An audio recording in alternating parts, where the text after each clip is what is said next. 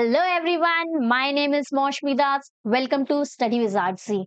बच्चों, आज के इस वीडियो से हम स्टार्ट करने जा रहे हैं क्लास 8th एनसीईआरटी मैथ्स का second chapter linear equations in one variable. बच्चों, ये हमारा फर्स्ट वीडियो है इस चैप्टर का, तो एज यूजुअल ये हमारा इंट्रोडक्शन वीडियो होने वाला है, जिसमें हम इस चैप्टर में यूज होने वाले इंपॉर्टेंट टर्म्स को समझेंगे, जिससे कि हमें पूरे चैप्टर को करने में इजी होगा। ओके, तो चलो स्टार्ट करते हैं हमारे इंट्रोडक्शन वीडियो के साथ।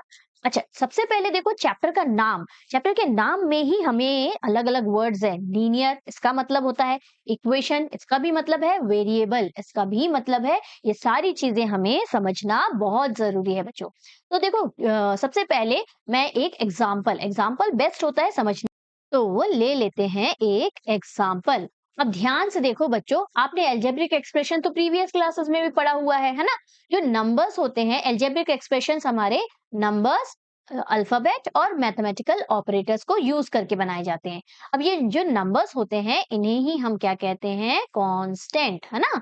इनको कहते हैं हम कांस्टेंट। और ये जो अल्फाबेट्स यूज हुए रहते हैं, इन्हें हम कहते हैं वेरिएबल, है ना। राइट। अब कांस्टेंट को कांस्टेंट क्यों कहते हैं, नंबर्स को कांस्टेंट क्यों कहते हैं? ऑब्वियसली टू को चेंज कर सकते हैं क्या? टू की वैल्यू को चेंज कर सकते हैं क्या? नहीं, कोई भी नंबर हो उसकी वैल्यू हम चेंज नहीं कर सकते। इसीलिए जो भी नंबर्स होते हैं उन्हें हम कांस्टेंट बोलते हैं।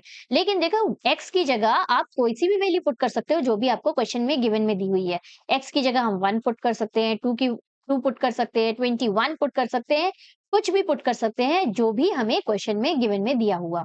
तो देखो, एक्स की वैल्यू जो है वो वेरी कर रही है ना, चेंज हो रही है। इसीलिए जो भी अल्फाबेट यूज होते हैं उन्हें वेरिएबल कहा जाता है, और जो नंबर्स रहते हैं उन्हें कांस्टेंट कहा जाता है। ओके, और नंबर्स और कांस्टेंट और वेरिएबल को मिला के ही अलजेब्रिक एक्सप्रेशंस बनते हैं। राइट, ये हो गया। अब हमें देखो चैप्टर के नाम में दिया है वन वेरिएबल, इसको भी एग्जाम्पल से समझते हैं। यहाँ देखो दो तीन एग्जाम्पल में लिख लेती हूँ। 2y+1, then 3x plus 2y+1, और फिर लिख लेते हैं क्या? 4x प्लस, सिंपल एग्जांपल ले रही हूँ मैं, 3y+z+21। कुछ भी ले लिया मैंने।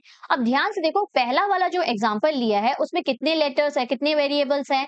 वन वेरिएबल है। दूसरे वाले में कितने वेरिएबल है? देखो, एक x है और एक y है, तो कितने वेरिएबल हो गए? दो वेरिएबल। नीचे वाले में देखो, 1 2 3, एक x है, एक y है और ये z है, टू मत समझना। हाँ, तो ये 3 वेरिएबल हो गए, तो यहाँ हो गए हमारे 3 वेरिएबल। तो हमें किस वाली इक्वेशन के बारे में पढ़ना है? इस चैप्टर में हमें वन वेरिएबल वाली इक्वेशन पढ़नी है। तो फिर लीनियर इक्वेशन किसे कहते हैं, ये भी तो समझना है बच्चों। यहाँ जो हमने वेरिएबल लिखा, पहला वाला ही एग्जांपल में ले लेती हूँ, 2y+1। ये मैंने पहला वाला जो एग्जांपल लिया था ये लिख दिया। अब इसी की जगह यदि मैंने 2y² + 1 लिख दिया, अच्छा छोड़ो, 3y³ + 1 लिख दिया। इनमें से बच्चों आपको ध्यान से देखना है कि जो वेरिएबल है उसकी पावर क्या है। लीनियर इक्वेशन वो इक्वेशन होते हैं जिनमें वेरिएबल की हाईएस्ट पावर क्या होती है? 1 होती है। यहाँ बच्चों ध्यान से देखो, y के ऊपर कुछ नहीं लिखा, इट मीन्स इसकी पावर क्या है? 1 है। ओके, तो ये जो हुआ, हमें जिसमें हाईएस्ट पावर 1 है, वेरिएबल के ऊपर 1 पावर है, वो जो होती है वो हमारी लीनियर इक्वेशन होती है। ये जो है आप नेक्स्ट क्लासेस में पढ़ेंगे, जिसकी हाईएस्ट पावर 2 होती है उन्हें हम क्वाड्रेटिक कहते हैं, और जिनकी हाईएस्ट पावर 3 होती है उन्हें हम क्यूबिक कहते हैं। 3 क्यूब को डिनोट करता है और 2 जो है वो क्वाड्रेटिक इक्वेशंस को डिनोट करता है। तो हमें कौन सा पढ़ना है? हमें तो पढ़ना है वन वेरिएबल वाला, और साथ ही साथ हाईएस्ट पावर 1 वाला। ठीक, कुछ और एग्जांपल ले लेते हैं। यदि मैंने 3x+41 लिखा, तो देखो x के ऊपर कुछ नहीं है तो जीरो नहीं है, जीरो मत समझना। किसी भी वेरिएबल के ऊपर यदि पावर 0 होती है बच्चों, तो पावर एन एक्सपोनेंट में हमने पढ़ा है इसकी वैल्यू 1 होती है। बिल्कुल एकदम कंफ्यूज होने का बिल्कुल नहीं है। कुछ नहीं लिखा इट मीन्स इसकी हाईएस्ट पावर 1 है और 1 को हम लिखते नहीं है, ओके? तो ये हो गया हमारा linear equation in one variable. अब यहाँ एक्सप्रेशन और इक्वेशन में थोड़ा-सा डिफरेंस होता है, वो समझ लेते हैं फटाफट, तो हमारा इंट्रोडक्शन फिनिश। तो यहाँ देखो हमने एक्सप्रेशन, ये जितने भी मैंने एग्जांपल लिए ना ये सारे एक्सप्रेशन कहलाते हैं। क्यों? क्योंकि यहाँ पे देखो 2y + 1 लिया था मैंने सबसे पहला।